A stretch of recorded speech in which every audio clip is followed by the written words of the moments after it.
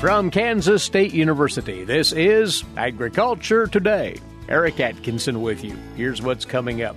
K-State's Allen Featherstone reports on a recent fundraising achievement that has created the Barry Flinchbaugh Chair in Agricultural Economics. This will support a variety of education and scholarship opportunities in the area of agricultural policy, not only for students, but for elected officials and other policymakers as well. Then from the Farm Service Agency, Chuck Pettijohn will cover several USDA program items of interest to Kansas producers, including the rapidly approaching deadline for reporting fall-seeded crop acreage. And on this week's edition of Milk Lines, K-State's Mike Brouk on closely monitoring those stored dairy feedstuffs right now. He'll explain why on this Agriculture Today.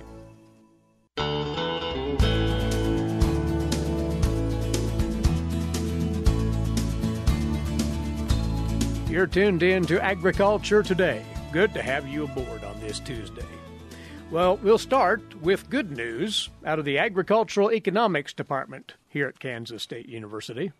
That department just announced that it has reached the $2 million fundraising goal to support the Barry Flinchbaugh Chair in Agricultural Economics. Named, of course, in honor of the highly esteemed agricultural policy specialist here at K-State. To tell us more about this development now, Allen Featherstone, the head of the Agricultural Economics Department. This was a cause, Allen, to set it up first, that was near and dear to your colleague and mine, the late Barry Flinchbaugh. So this was tremendous news, actually. Yes, it was, and this is where, when he contributed to the university, he put quite a bit of his own treasure within this chair that would continue some of the activities that he did as a faculty member. Specifically, he was very concerned about keeping the network alive in Washington, D.C., in Topeka, Kansas, to essentially be able to provide input into agricultural policy and rural policy as it's been made. Throughout the time when he was a faculty member and in his retirement, every now and then the department would get a call from the Senate Ag Committee kind of saying, we're thinking about this, can you break it? And I think it's extraordinary ability that the citizens of Kansas had to provide input into the agricultural policy process and kind of essentially pre-test it before it was ever finalized. And so that was certainly one of the legacies that we hope to continue now that the chair is funded, to continue to build on those networks and continue to have Kansas represented in the federal and in the state agricultural policy process. When using the term chair, Allen, that tends to fall into the bucket of academic speak. So if you'd clarify what that really means. Yeah, certainly. What we are putting together here is we're going to have an industry advisory board to essentially guide the expenditures of the chair. One of the things that the funds do is it provides some risk capital. Certainly with state money, rightfully we're limited in terms of how we can spend it. And so sometimes there's opportunities where if you have some private funds, you can end up taking a little bit more risk than you can with state funding to essentially further the objectives. And so I think the best way to think about a chair is it does provide risk capital for the holder in that chair to essentially take some risk and essentially maybe shoot higher on the goals, knowing that there is some finances to support if that endeavor fails. And not all endeavors are successful, but many times having that risk capital allows you to take some calculated risks that can really advance the institution. And we want to talk about some of those initiatives that are on the docket here, but how this works. It's a perpetual endowment of the chair? Correct, Eric, in terms of once it hits the $2 million, that's the parameters that the university has decided to go with regards to the chair. What that does is essentially the income off the investments are made available. It does provide that perpetual income stream. Part of it will go to maybe support extension and research programs, but part of it will also go to provide that capital to take some programs that could be a little bit bigger risk. To those, and some have been defined already. There may be more. We'll see how it evolves here. But one of the things is the establishment of what's called the Flinchbaugh Food and Agricultural Policy Fellowship Program.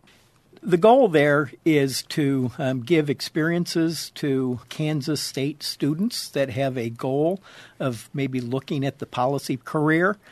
Essentially, there's two mechanisms to that. The first is they will spend some time within Topeka learning the state policy process, and then they will also spend some time in Washington, D.C., trying to understand that policy process. But the goal there is to give a number of students, based on funding, the experience and idea of what a policy career might entail and allow them to experience that as a sophomore, junior, senior while they're at Kansas State. And so, again, it is important to have individuals that know the difference between a bull and a steer in Washington, D.C., thinking through the policy process. And I think you get better policy when you have individuals that are actually influenced by it, either through their family or through their neighbors, to really understand what Kansas agriculture is about and how certain decisions made in D.C. could negatively affect the viability of Kansas agriculture into the future. That is a high-value experience for those who take advantage of it. The chair also actually has been supporting, will continue to fund, the student scholarship under the name Flinchbaugh. That is correct, and there is a Flinchbaugh Agricultural Policy Scholarship that is awarded annually. And again, the goal there is to just help defray some of the expenses of education at Kansas State University to those students that have an interest in agricultural policy. A couple of new things, though, that will get life, hopefully now, with the full funding of the chair, and that is a lecture series under Barry's name once more on policy, of course. Yes, the goal there is to think about maybe one or two events a year. One event where maybe we would bring in a policy speaker to speak in Kansas or on campus. The other aspect is perhaps to establish the ability to do things virtually, perhaps, for example, with the Secretary of Agriculture, maybe key senators or key representatives that are involved in the agricultural policy process where they would come in. One of the legacies that Barry left is his choices and consequences model.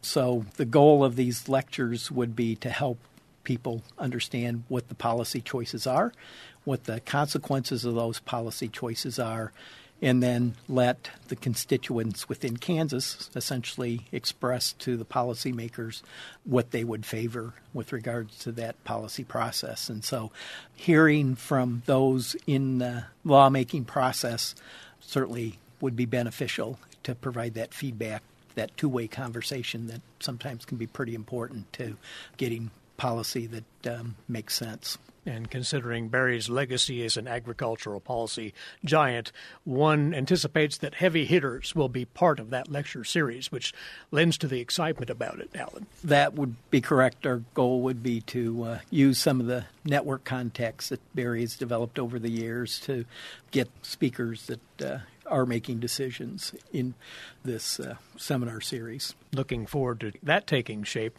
And this other plan is to establish a boot camp for legislators. That sounds cool. Talk about it. This one is one of those that is a little bit more aspirational. But the idea here is that traditionally agricultural policy has been nonpartisan. And so the goal is to essentially provide a forum to essentially go through past agricultural policy, bringing in speakers that have been involved in the formation of that. Hopefully they will speak to the nonpartisan nature of agricultural policy and the fact that you need to work for the people as opposed to the parties in this process. And so the goal there will be essentially to educate those that may be on the Senate or House Agricultural Committee. The goal would also be to make this available to legislatures that would serve in the state house. And the goal there would be just to go through the history of agricultural policy, kind of learn from maybe what worked, what didn't work, again, within that choices and consequences model, such that they would have a short course to maybe get up to speed with regards to the agricultural policy issues. All of this may fall into the realm of something that potentially would be called the Barry Flinchbaugh Center for Agricultural Policy? Yes, and I think there'll be more ability to bring others that have interest to basically continue the Flinchbaugh legacy in basically just providing input as policy is formed. Stay tuned for more on that as it might develop. But the main thing here is the chair is fully funded with the $2 million goal being met here. And knowing Barry as we did, this is a proud moment and development for him and for his family. Yes, in terms of it certainly is a time for celebration. When I found out that it was funded, I ended up calling his wife, and she was just thrilled knowing that that goal that Barry had for many years was achieved. You can keep an eye on what's happening with the Barry Flinchbaugh Chair in Agricultural Economics on the agmanager.info website as more developments would come forth. Congratulations to you and your department for this achievement, and good to hear. Thanks, Allen, for coming over. Thanks, Eric. Once more, that chair has been established in the name of Barry Flinchbaugh, a longtime agricultural policy specialist and national leader in that area out of here at Kansas State University. Allen Featherstone telling us about this. He is the head of the Department of Agricultural Economics at K-State. We'll be back with more on Agriculture Today.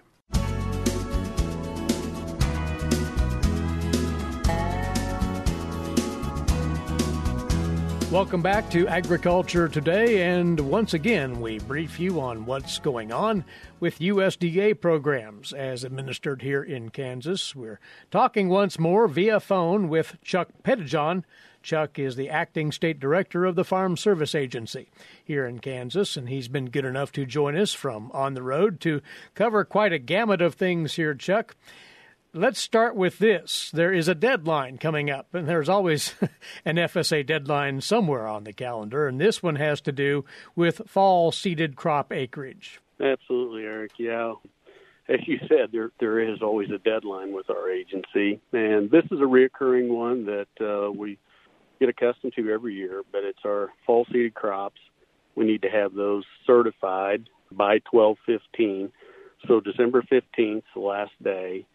We do have some offices that, because of staffing, reductions with COVID and stuff, might be a little tough to make that deadline, but we still need you to contact the office and get on a register by December 15th to get that done. That does correspond with the crop insurance date, so that's the reason that we have that. So absolutely need to get, if you haven't done it, get in and get those acres reported. If you're on that register by the 15th, you're considered timely. Is that correct? That is correct. The office will make you an appointment as early as they can after that deadline to get you in and get that knocked out. We do have a lot of offices that are going to easily meet the 12/15 deadline, but some of them are having some other challenges just with the staffing issues and the like, but we'll make every effort to meet that deadline. Again. But if you're on the register, you are covered, correct. Keep that in mind. December the 15th, that's a Wednesday. Touch base with your FSA office on that. You say that there are payments now going out to qualified individuals under the WIP Plus program, and this is retroactive to 2019 and 2020. Fill us in on that, if you would, Chuck. Yeah, Eric, we had the WIP Plus, it's Wildfire Hurricane Incentive Program payment, and it was essentially a disaster program for 19 and 20. And we've had it in the prior years, and the funding was under that wildfire and hurricane. So that's the reason that it's carried that tag throughout the program. It was a factored program. Congress has set aside a certain amount of money for that, and we issued 90% of the payments up until here a few weeks ago.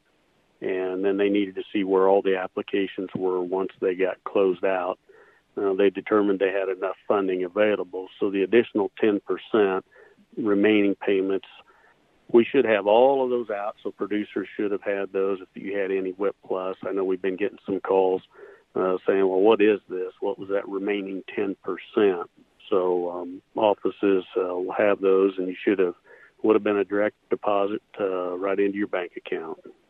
So that is what that's all about. If you've received a deposit from the FSA, the WIP Plus, final 10% of the payments for 19 and 20. Are there expectations for a disaster program to cover 2021 crops? You're getting inquiries about that, you say, Chuck. Yeah, there's been some press out there a little bit about that, and so we've been getting some producers that have been inquiring. We do not have any details. They've told us that they are working on a program that would be very similar to the WIP Plus program. We don't have those details. We don't know when we're going to get those details. At this point, where those crops have already been harvested and done, we'll see. We'll just have to look at the records. I'm sure for crop insurance, we'll marry up with their records again. For uninsured crops, then we'll have to get with producers that had losses to see what they'll need to bring in to meet the obligations of that program. So we don't have the provisions. I do know that there's been a little bit of media out there. Some of the farm publications, no details, and we don't have details either. So as soon as we do, we will get that out to everybody. So, as they say, stay tuned for more news through your local FSA folk. They will fill you in on any such disaster assistance for this year. And for our livestock producers who might have incurred losses due to inclement weather or other circumstances, you've an update on the Livestock Indemnity Program. Yeah, one of the things, we try to hit on this fairly often, and all livestock deaths, we ask producers to keep track of that. The Livestock Indemnity Program compensates producers that's had losses due to weather events, and it's important that we document all deaths. And as those livestock, we can use them towards normal mortality and work with the office on providing that documentation. The big thing is, it seems like this time of year, going into the winter months with calving season, you got to notify us timely, so within 30 days of the event and the death. The problem is producers get busy and they kind of forget, but I want you to keep that in the back of their minds to be sure and keep good records and give those notices of losses timely to your local office. Hopefully our producers can dodge those circumstances, but as we know, they do occur. So be aware of the Livestock Indemnity Program and keep track of those losses for purposes of qualifying for that program. Chuck, in roundup fashion, you have a dollar figure to share about those support payments and other compensations that have been distributed in Kansas by the FSA over the past year, and wanted to provide us a number there of the impact of those payments. Yeah, in direct payments the past year, our offices here in Kansas, we put out just a little bit over $795 million. That includes what we call our farm program payments, and that's our PLC payments, our CFAP payments, and conservation. Our primary conservation program is CRP, our dairy and price support. So as far as our direct payments, that's where we're at. The other side of our office, or our agency that we do, is our loans. We have both the direct loans and guaranteed loans, and then we also have farm storage facility loans. And we've issued $271 million in loans during this last year. The biggest portion of that, of course, being in our direct either operator or farm ownership at $190 million. So our employees do a lot to add to the ag economy in the state of Kansas. That impact cannot be overstated whatsoever as far as support for Kansas agriculture in its various forms out of the USDA and FSA. And speaking of Farm Service Agency employees, the FSA is hiring, you say, Chuck? Yeah, we are. Here about 1985, they come through the Food Security Act, and during that period, we also brought computers in. And so we had a large turnover in staff about that time, me being one of them. But we've been on for 30-plus years and looking at retirement. And so we've had a number of employees that have retired and quite a few here upcoming that decided that they want to move into retirement. The other thing that's driving it a little bit is our vaccination mandate by the president. We've had employees that have opted to not vaccinate for various reasons. And so we've got currently a number of postings out there for different positions within our agency. Those can be found on USA Jobs on the Internet. The application process has to go through that. Most of the local managers advertise through our local means, and as a minimum, they'll usually put out a text or a email to email distribution. We ask producers to help us on that if they know of somebody or they're interested. Why, we're certainly looking for people to help contribute to our organization. Certainly looking for some good applications. And in your best sales pitch fashion, you would tell us that there are benefits generally in employment with the FSA. Yeah, one thing, we feel like that we're pretty competitive on pay, federal government benefits. We have a matching, what we call a thrift savings plan, but it's a 401k where we'll match up to 5% of your salary into that retirement account. Our health benefits are probably one of the best things that we have going, one of the most cost-effective insurance plans. We have a retirement annuity based on your high 3 salary and the years that you work for us. We have really good flexible work schedules. We are allowing some teleworking. Awful good benefits that sometimes we forget about. We just look at the base salary, and when you figure and factor the benefits in, it adds up pretty quick. By all means, if that's something that interests you as an employment opportunity, look into serving as part of the staff at your Farm Service Agency locally. Chuck, always appreciate the overview of what's going on with USDA programs here at the state level, and we'll talk again soon. Many thanks to you. You bet, Eric. He's Chuck Pettijohn. Chuck is the acting state director of the FSA here in Kansas. We'll return with more for you on this Agriculture Today.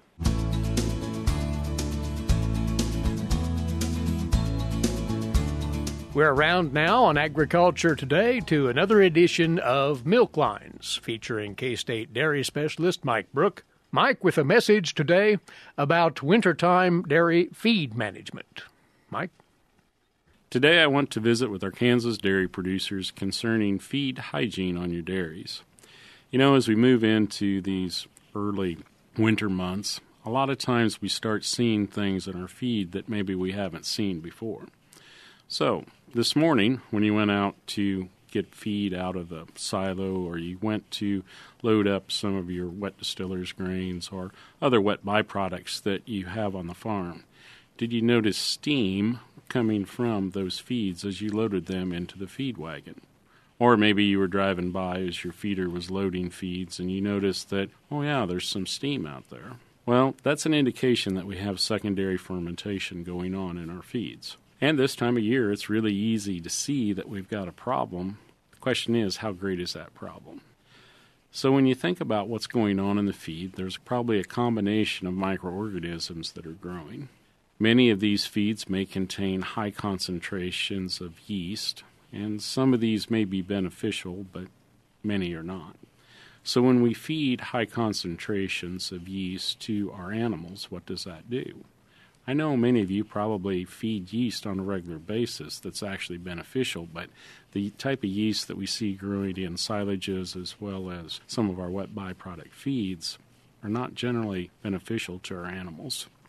Are you starting to notice some issues with just some cows that are very loose or cows that are on and off feed? Pay particular close attention to your transition cows as well as early lactation, because a lot of times when they're subject to these feed changes as they come through transition as well as early lactation, we're more likely to see those things occur. There may be other microorganisms in those feeds also that cause secondary fermentation, such as molds. And again, just compounds the problem and increases the likelihood that our cows may react in a negative way. This will generally reduce feed intake in the pen. It'll also reduce the amount of milk that these pens are producing. So, be on the lookout for these three things. Number one, are you seeing steam as you load feed in the morning? And pay particular attention to which types of feeds that is coming from. Are you noticing cows in your pens that have loose stools? And are you having some issues with cows that are on and off feed? Maybe you notice an animal that's kind of slab-sided today, but tomorrow she's not. Some of the things you need to think about is how do you manage this? There are products that we can put on our feeds that would control microbial growth. However, the microbial growth that you're seeing and the effects that you're seeing actually occur in the storage. So for our forages, silages especially, the thing that we need to think about there is, did we inoculate it properly? Did we put it up at the right dry matter? Are there changes that we need to make next year? For those feeds that we're purchasing, wet byproducts, how long are we storing them? The longer we try to store them, the greater the chances we're going to have heat and yeast and other things start to become an issue. So if we can only store these for about 3 days until the load's used up, usually not a big issue. Where I see the larger issues is when we're storing for 6, 7, or more days before we get to the end of the load. So in smaller herds, it becomes more of a problem for us. The last thing you might want to think about is you think about how you control these organisms, is what other additives might you need to add to the diet to help offset the issues that we might see from some of these microorganisms. There are some active yeast and other type probiotics that we can feed that will actually help in certain situations, not in all. I would encourage you to visit with your feed professional as to the options that you might have. Again, these sometimes are not cheap. They may cost us a little bit to do that every day for our herd, but it may be beneficial in controlling some of the side effects that we get from some of these yeast and molds that grow in our feeds. This is Mike Brouk with K-State Research and Extension. Thanks, Mike. And with that, our time is away once again. We appreciate you being along with us. Eric Atkinson for Agriculture Today over the K-State Radio Network.